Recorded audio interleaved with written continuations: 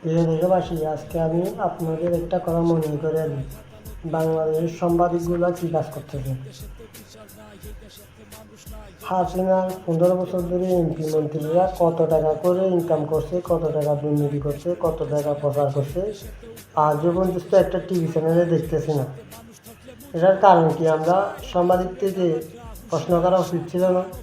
আমার কথা যদি যুক্তি না থাকলে আমাকে কমেন্ট করবেন। হাসিনার এমপি মন্ত্রীরা কত টাকার মালিক হয়েছে এগুলো আমাদের জানা উচিত।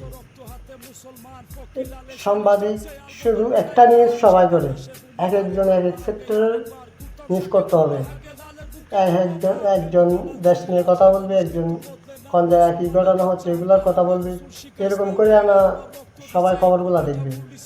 এখন বর্তমানে টিভি চ্যানেলগুলো দেখি কি জানেন, শুধু খবর একটা সবাই প্রচার করে। একটা খবর যে টেলিভিশনে প্রচার হবে, তারপর খবরটা যদি অন্য টেলিভিশনে দেখায় তাহলে এটা কপিরাইট দেওয়া উচিত।